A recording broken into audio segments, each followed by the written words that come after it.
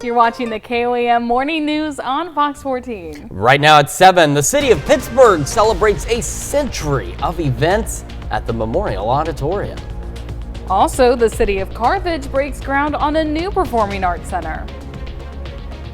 And we got a nice sunrise, clear skies out there, definitely cold start to the day. Clouds increasing later, chilly this afternoon. We'll go over all that with you in the forecast coming up. The 4 states' most watched news starts now. Good morning and welcome to the KOAM Morning News on Fox 14. I'm Samantha Walker. And I'm Chris Warner. It's just after 7 a.m. on this Wednesday, November 26th. Happy Wednesday. So some of you, like us, the news never stops. The weather never stops. We're halfway through the work week. Some of you probably already done with the work week and the school week. Maybe you were even done earlier because Thanksgiving, of course, right around the corner. And some firefighters in Webb City, they're never done working either. No. And, they're getting some really extra training now because Webb City firefighters have a new tool to help them train. The city debuted a new training facility, and as KOAM's Ty Parks reports, firefighters have a reason to stake a personal claim in the structure. Training is extremely important for firefighters and for Webb City firefighters. That means a new training structure. It just started with me going to our council and city administrator. They were all on board, started getting me the funds we needed, and then it just kind of snowballed from there. This training structure is constructed out of shipping containers and made by the firefighters themselves. Actually, we used to trade, we utilized Joplin with their training facility and their training cabin, which was great, and it worked out for several years for us, but unfortunately we got into a position where we needed to train a lot of people at once. So that's kind of where we started this, to get something in-house. Firefighters will train in rappelling, entanglement, and search and rescue. The tower is named after Lieutenant Chance Wills, who passed away in 2015.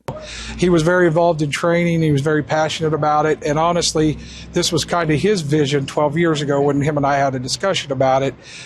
We just weren't able to do it at the time. But as time went on, funds become available, we decided to go ahead and move forward. And then that's when I decided, with the help of his wife and children, to go ahead and dedicate it to him. It makes my heart happy. Yeah, me too. I'm thankful that we all come together. That everybody's still here as a brotherhood for him. Because this was the most important thing to him his whole life. This is what he lived for. In Webb City, Ty Parks, KOAM News.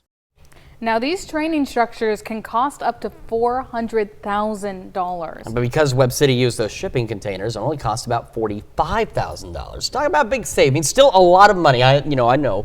A community's budget, $45,000 is still quite a bit of money, but it certainly beats that $400,000. It's a great facility for them to be able to use there in town. Yes, and so meaningful for them not only to have built it by their own hands, but to have, it be dedicated to one of their own and have that memory attached to it as well. Certainly fantastic.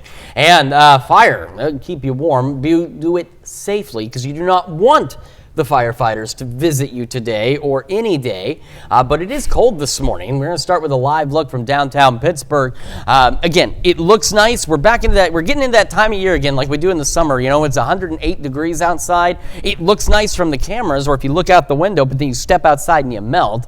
Now we're in the opposite. It looks nice outside. It looks really nice outside. The colors look great.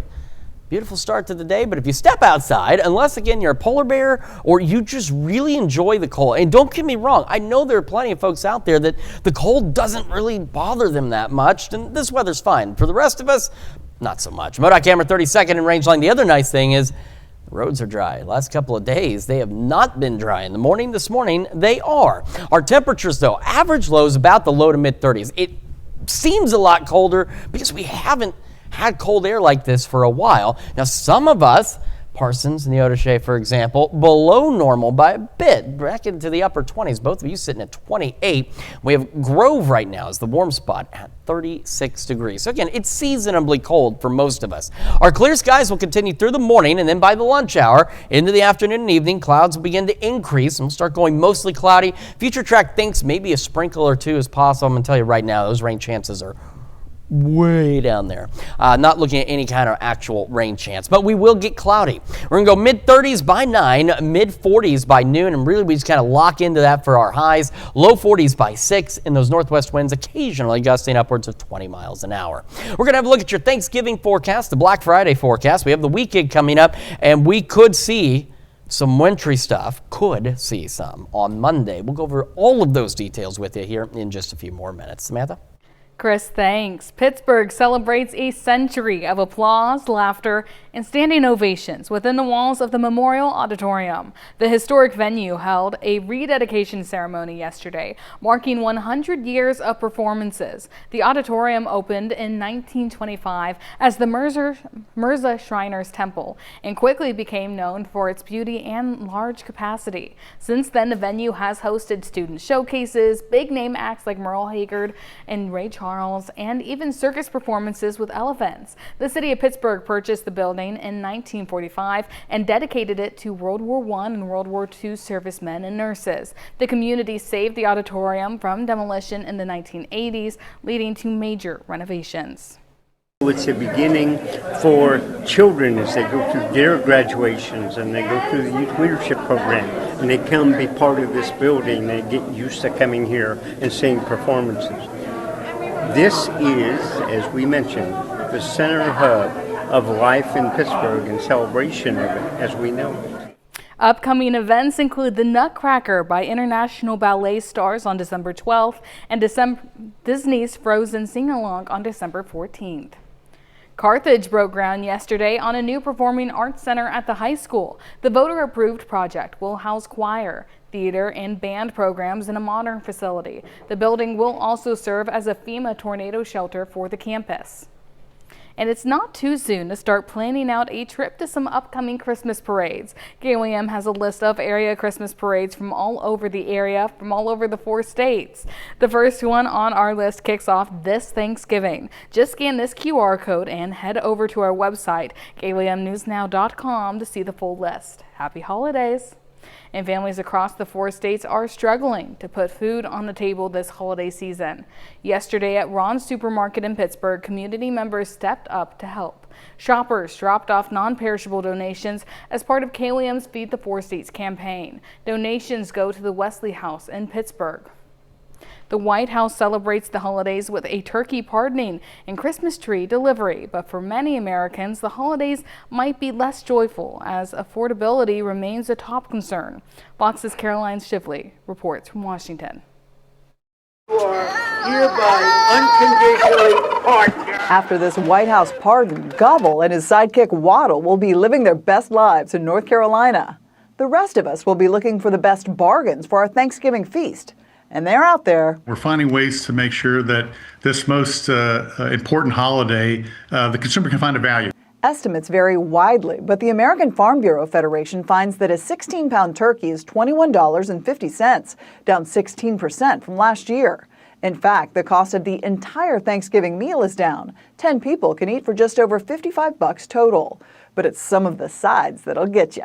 A veggie tray is up more than 60%, peas up 17%, milk 16%, but that pumpkin pie mix is holding steady. Yeah, we were just talking with all the workers about how expensive it is, and it's crazy. The White House is also getting into the Christmas spirit this week with a special delivery donated from a farm in Michigan. But if you're buying an artificial one, you'll pay 10 to 15% more than last year, according to the American Christmas Tree Association, thanks in part to tariffs. But the Real Christmas Tree Board estimates growers' prices will stay steady, averaging between $80 and $100 each. Here we go. The National Retail Federation estimates holiday sales this month and next for the first time ever will top $1 trillion. In Washington, Caroline Shively, Fox News. And those are our top news stories this half hour. Coming up next, we'll learn more about the Gingerbread Quest, a Candyland-style holiday event for families coming to Pittsburgh. Well, welcome back. I'm joined this morning with Tiara and Aspen, here to tell us about an exciting event coming up in Pittsburgh called the Gingerbread Quest. Good morning, guys. Thank you so much for joining us. Good morning. Thank you for having us. So can you tell us a little bit about what is the Gingerbread Quest? We've come up with, it's kind of a Candyland-themed hands-on event that you would actually receive a game board and proceed through different rooms which have different tasks, obstacles inside of each room. We have 10 different rooms. The kids ages about 2 to 12 is about appropriate. We did have a little bit older children that came older than 12 the other day and for our soft opening, and they seemed to really like it as well.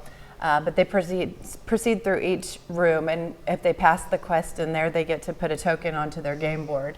and they're trying to fix a big candy storm that's hit the Gingerbread Cottage. So at the end, their quest is to put their game board into an oven, and they bake the Gingerbread Cottage back together again. Oh, that sounds so fun. Yeah. What made you guys want to hold this? What made you want to organize this? Really just wanted to do something for Halloween after we did fireworks, because we do fireworks during the season. And then I wanted to do Halloween, but it came up too quick. So we decided we were going to do maybe something else, Hansel and Gretel, and then it kind of morphed into the Gingerbread Quest. So that's basically, we just wanted to build a 10-foot gingerbread house. Was the whole ordeal. So and it sounds like, you know, it's kind of like this holiday Candyland style. You just walk in and everything's handmade. I've been working on it for about 3 months. Well, since we shut down for fireworks, I've been working on it, and my family helps me as well, but it's been a lot. Yeah, that's the oven that they bake back in the cottage back together in. Oh, how fun. I know you said you had the soft opening already, and you've had some kids go through, and it's for ages really 2 to 12 really, so it's a great kind of family activity, it sounds like. What's been some of the reactions so far of the kids who've gotten to see it and be a part of it?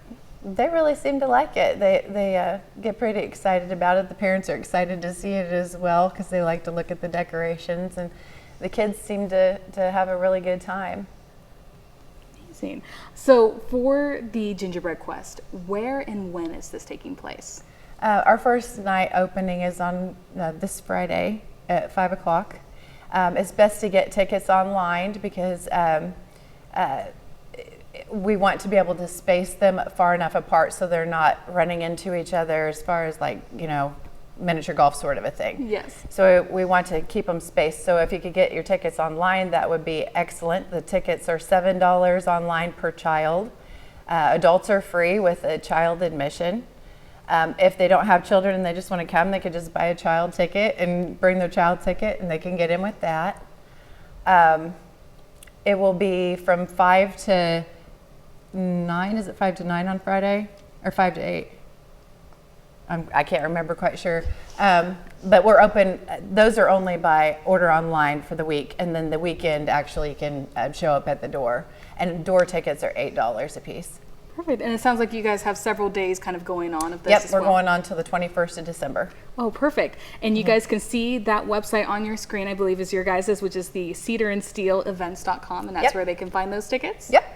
Perfect. Well, thank you guys so much for joining us. It sounds like it's going to be so fun and kind of a magical way to kind of step into the holiday season. I hope so. I hope that the kids take away good memories from it. Well, thank you guys so much for joining us this morning. Thank you. Thanks for having us. We'll be right back.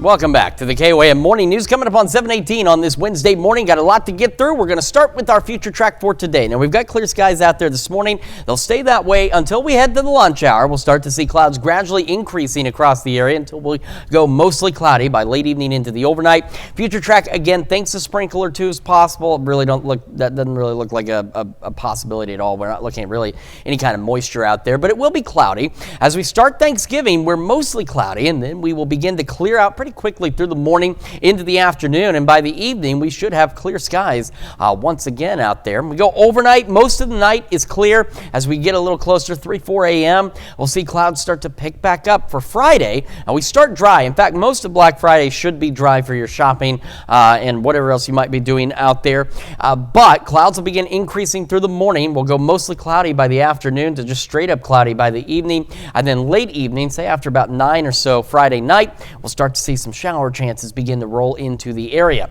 We got clear skies again this morning, low 30s to start, low 40s by 11 o'clock. Our temperatures below normal, though, for our highs. Be back into the mid 40s, and while those northwest winds gusting occasionally up to 20 miles an hour.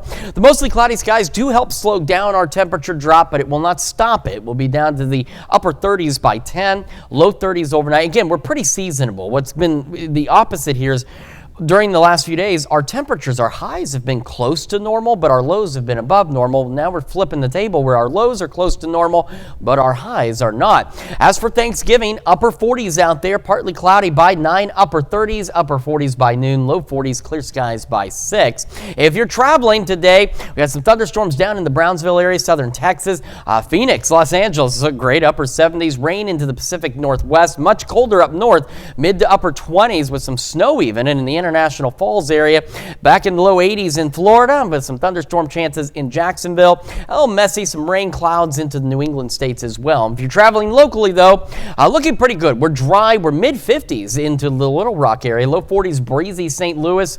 We'll go upper 30s in Omaha, mid upper 40s in Wichita, and some low 50s, Oklahoma City and Tulsa. In terms of travel delays, the biggest issues really getting into that major category around the Great Lakes region, into parts of the Pacific Northwest, and that'll continue to be the trend. So in our area, not much in the way of significant travel concerns from the weather side, at least. For Black Friday, again, heading out early, it is going to be cold, starting at 30 degrees by 5 a.m., 47 by noon. And if you're still out in the evening, we're going to be down to about 41 by 4 o'clock. Now, Future Track does show chances for some snow heading into Monday. We're looking if we get anything,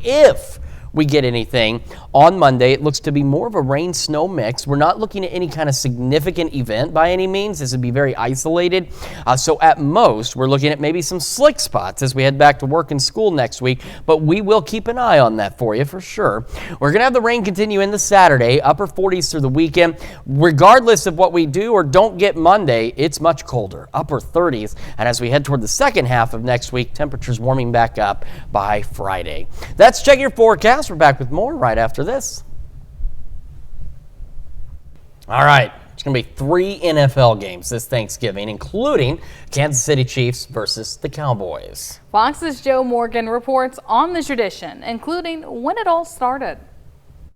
The playing of NFL games on Thanksgiving goes back more than 100 years, but the tradition of the Detroit Lions playing on Thanksgiving started in 1934. More than 30 years later, 1966, the Dallas Cowboys joined them, playing in the late afternoon.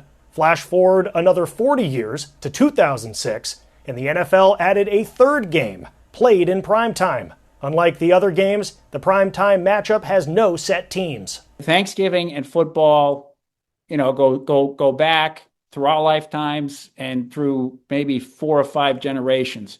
So it's a very integral part of the day. Bookies.com senior betting analyst Bill Sparrow says, at this point in the season, there's a good sense of who's good and who's not. We're in week 13 of the NFL season with Thanksgiving.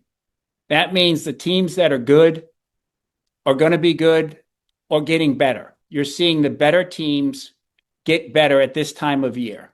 Therefore, they're more likely to be the favorites.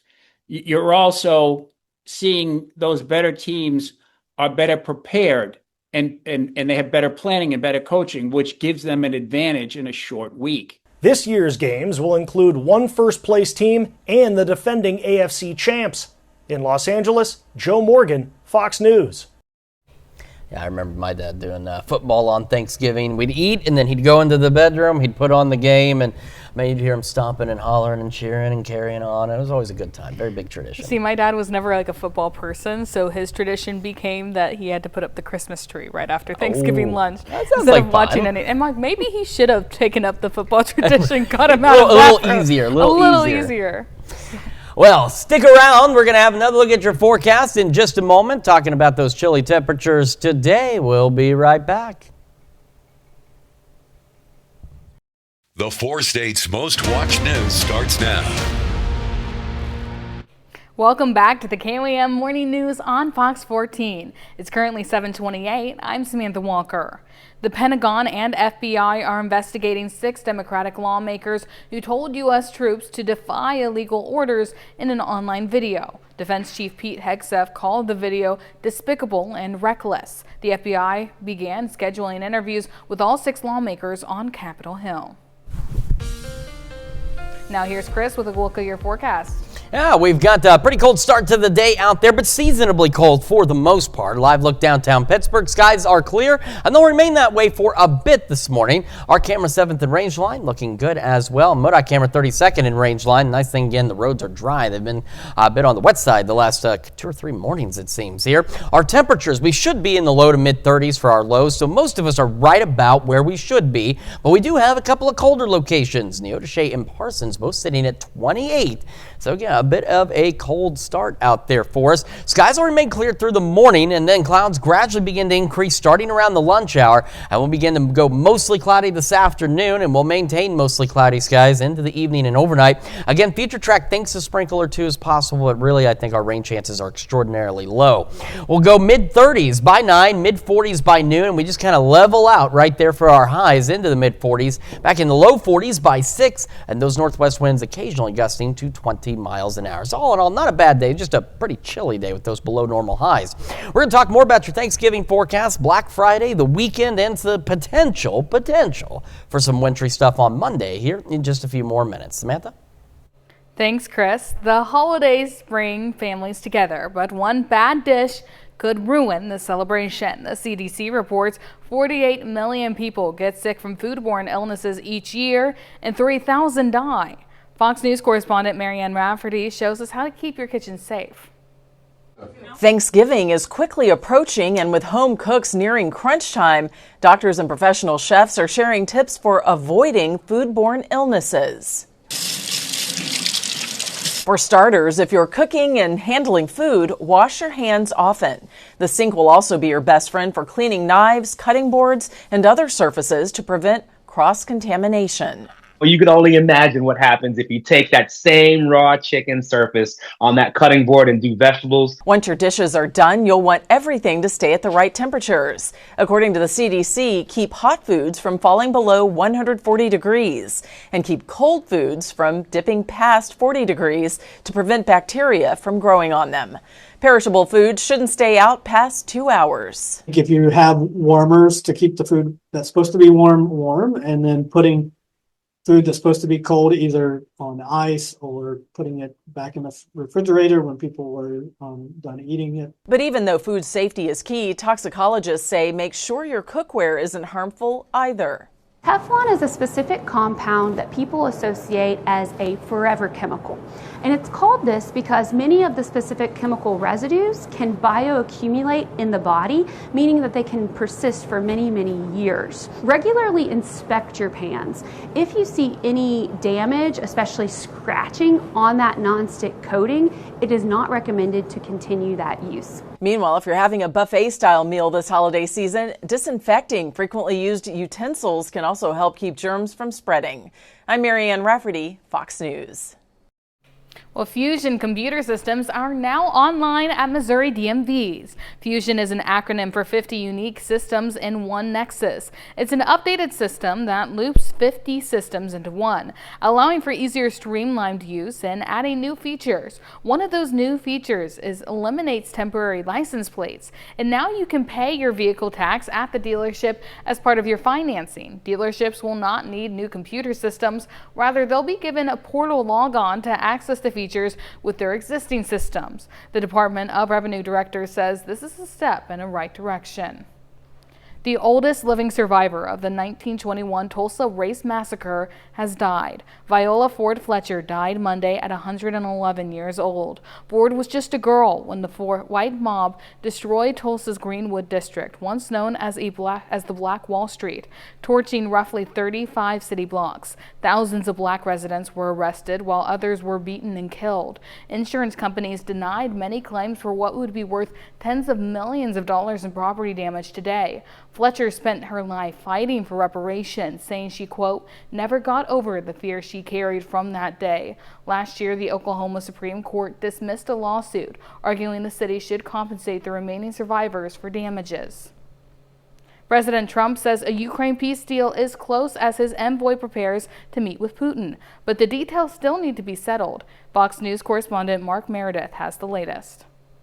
I think we're getting very close to a deal. We'll find out Tonight, President Trump says he's cautiously optimistic the 3-year-long war between Russia and Ukraine may be over soon, as his team works to reach a potentially historic peace deal. I thought that one would have been gone quicker. We did 8. I thought that would have been an easier one, but I think we're making progress. Tonight, Trump says he's sending his special envoy, Steve Witkoff, to meet with President Putin in Moscow and his Army Secretary, Dan Driscoll, to meet with Ukraine's leaders. The president's public push for peace coming the same day Russia launched new attacks on Ukraine's capital, Kyiv.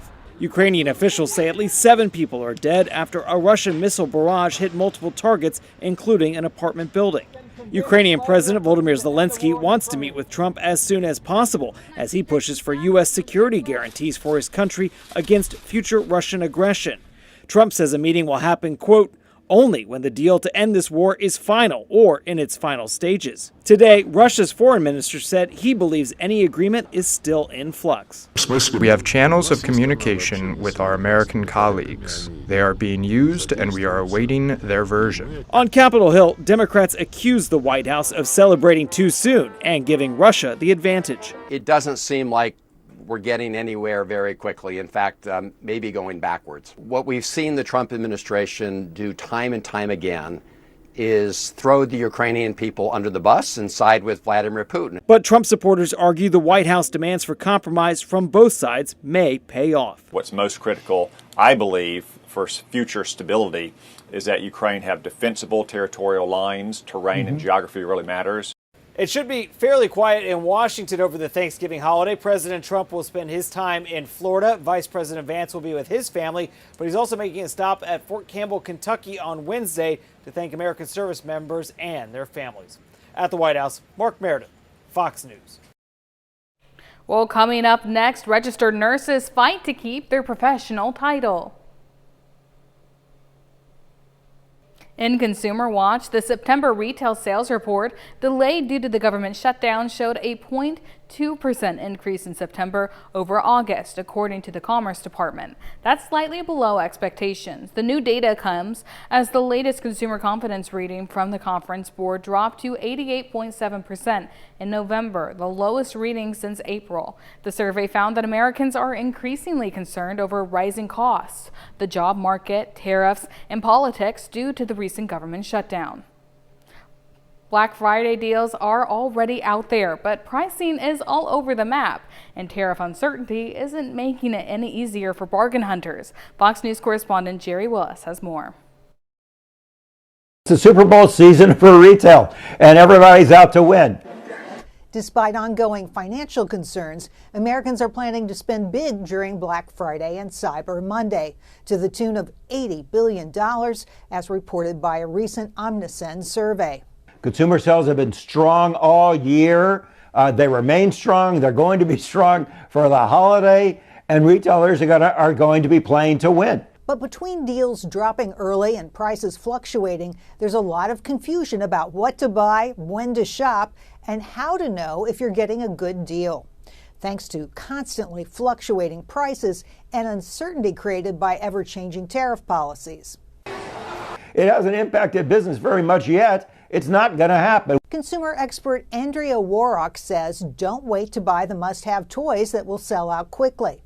Popular tech like TVs and headphones, small home gadgets, think air fryers and pressure cookers, and services from national service providers as well as local businesses, including wireless service, subscriptions, fitness centers, and dental care providers.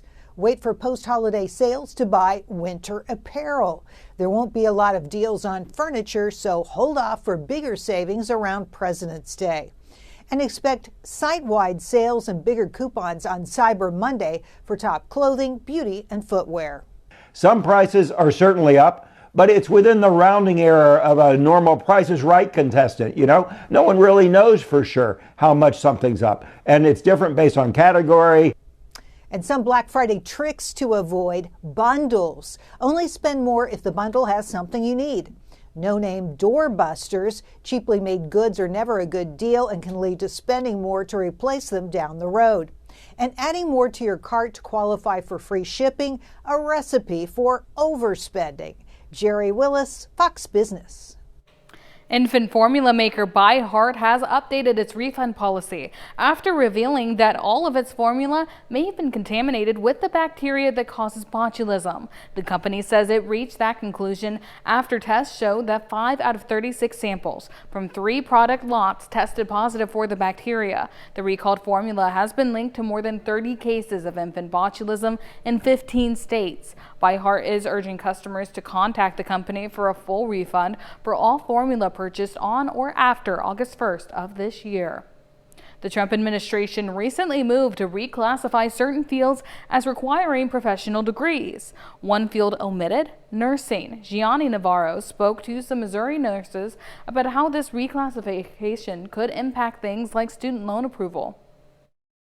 I might be taking care of a medical surgical patient who is mildly sick. I might be taking care of a neonatal ICU patient who's a little bit sicker. Elise Hector has been a registered nurse for almost 13 years. It's a rewarding profession she worked hard for, but now officials want to strip away her professional title. To be told that you're a healthcare hero, and then to be told, oh, wait a minute, the thing that you've been taught that you are, you're not anymore.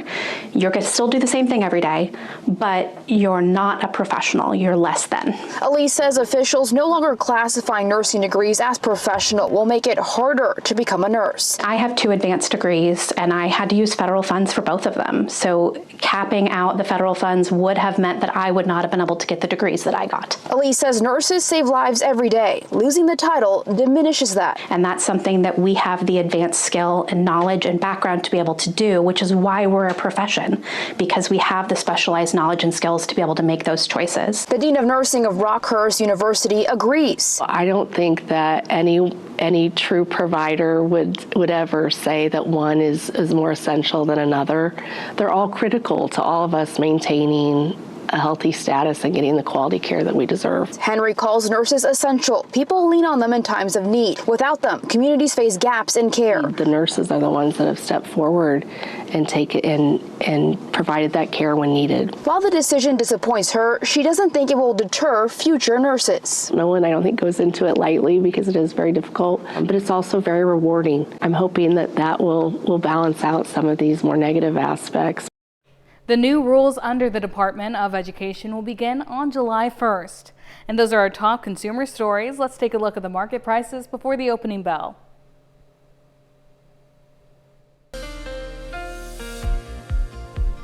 Welcome back to the KOAM Morning News. It is coming up now on 7:46. Right on the dot here on this Wednesday morning. Got a lot of weather to get to. We're going to start with our future track. Now for today, we are going to have the clear skies to start our day, and then clouds begin to increase starting from the lunch hour on.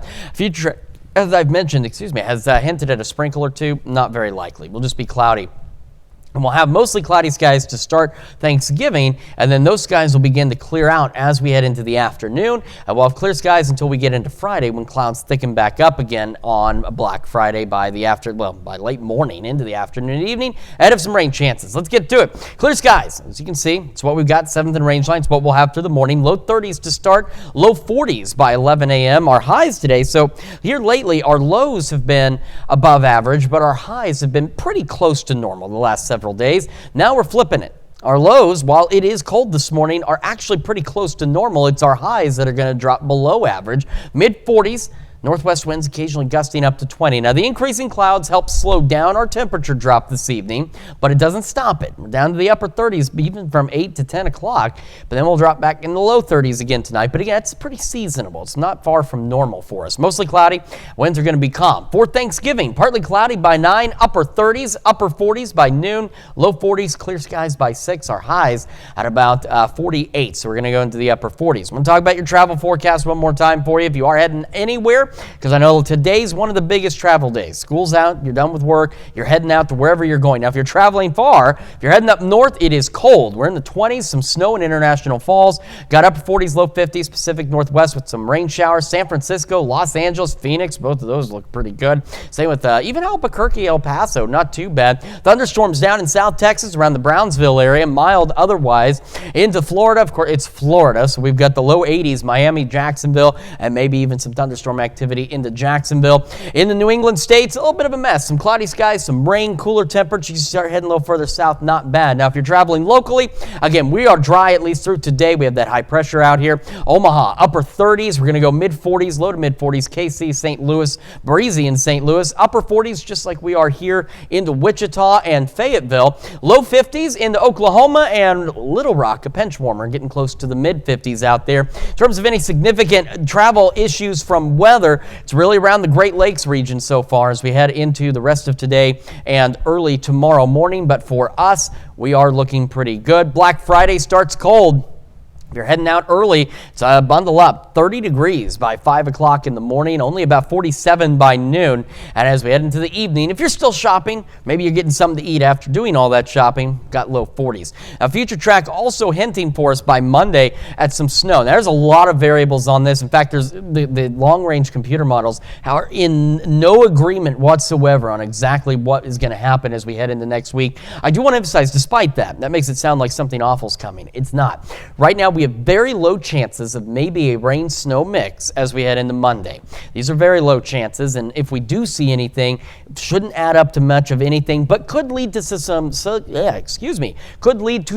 spots as we head back to work and school next week. So we'll keep an eye on that for you. It's low chances. The other thing is it's going to be cold. So our rain, real quick, from Friday continues into Saturday, upper 40s. We'll see what happens Monday, much colder, upper 30s. And then we will start to warm up again as we head into the end of next week.